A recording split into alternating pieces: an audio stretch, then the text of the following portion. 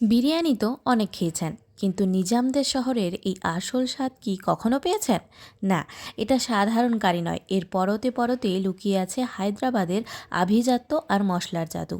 কী সেই গোপন মশলা যা একে করে তোলে অনন্য? জানতে হলে পুরো ভিডিওটি শেষ পর্যন্ত দেখুন। প্রথমে আমরা একটা কড়াইতে তেল গরম করে দিয়ে দেব কুচিয়ে রাখা পেঁয়াজ। প্রথমেই কিন্তু আমরা বেরেস্তা করে নেব। হ্যাঁ, বুঝতে পারছি আপনারা ভাবছেন প্রথমে তো চিকেন ম্যারিনেট করে, প্রথমেই কেন বেরেস্তা? জানতে পারবেন, একটু ধৈর্য ধরুন। দেখুন, বেরেস্তাটা আমাদের ভাজা হয়ে গেছে। দিয়ে দেবো অল্প পরিমাণ চিনি, যাতে একটু ক্রাঞ্চি ভাব আসে। এবারে বেরেস্তাটা ভালো করে তেল থেকে বের করে ছেঁকে একটা পাত্রে তুলে রাখবো এবং চারিদিকে একটু ছড়িয়ে দেবো যাতে তাড়াতাড়ি ঠান্ডা হয়ে যায়। এটা হয়ে যাওয়ার পর আমরা চলে যাব আমাদের মেন মশলা তৈরি করতে, যেটা হচ্ছে এই রেসিপির প্রাণ। প্রথমে একটি ফ্রাইং প্যানে নিয়ে নিয়েছি 2 টেবিল স্পুন ধনে, তারপরেই নিয়েছি 1 টেবিল স্পুন জিরে, তারপরে নিয়েছি দারুচিনি আর 4 থেকে 5টা শুকনো লঙ্কা, তারপরেই যোগ করব কাজু। হ্যাঁ, এই রেসিপিতে আমাদের কিন্তু কাজু লাগবে।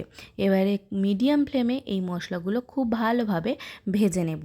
তারপরে এটি দিয়ে দেব একটি মিক্সিং জারের ভেতর। মিক্সিং জারের ভেতর দিয়ে করে যোগ করব 2 থেকে 3টি মিডিয়াম সাইজের কেটে রাখা পেঁয়াজগুলো।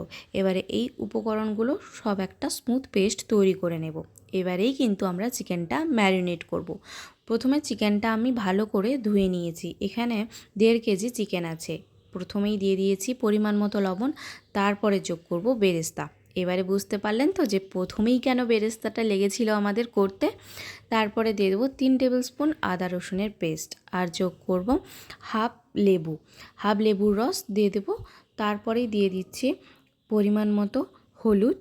এখানে আমি 1.5 টেবিল স্পুন হলুদের ব্যবহার করেছি আর দিয়ে দেবো 3 টেবিল স্পুন লঙ্কার গুঁড়ো।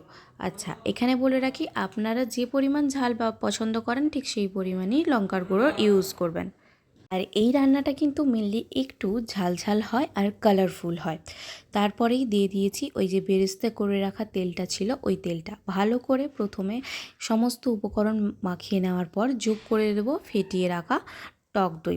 এখানে 250 গ্রাম মতো টক দই আছে। আমি 1.5 কিলো চিকেনের জন্য 250 গ্রাম টক দই নিয়েছি। ভালোভাবে চিকেনের সাথে মাখানো হয়ে গেলে ঢাকা দিয়ে এটাকে রেখে দেবো প্রায় 2 ঘন্টার জন্য রেস্টে। আপনারা যদি চান ফ্রিজে 1 রাত রাখতেই পারেন, তাহলে কিন্তু চিকেনটা আরও ভালো হয়।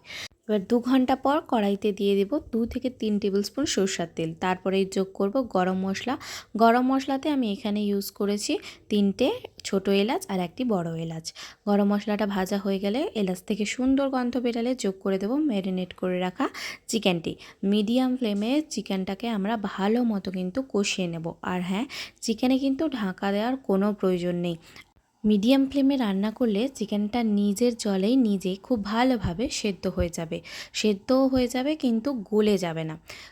চিকেনটা কষানো হয়ে গেলে তারপরেই কিন্তু যোগ করে দেব তৈরি করে রাখা যে মশলাটি, সেটা দেওয়ার পর খুব ভালোভাবে মশলাটিকে চিকেনের সাথে মিশিয়ে নেব এবং আরও প্রায় আধ ঘন্টা মতো ভালো করে কষিয়ে নেব লো ফ্লেমে। তাহলেই কিন্তু চিকেনটা আমাদের খুব ভালোভাবে সেদ্ধ হয়ে যাবে।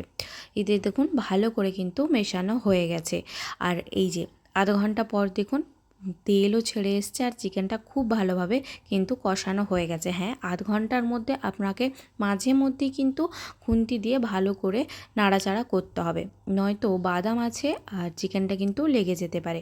আধা ঘন্টা ধৈর্য সহকারে কিন্তু আপনাকে এই রান্নাটা করতেই হবে, তাহলেই কিন্তু এর আসল স্বাদ বেরাবে।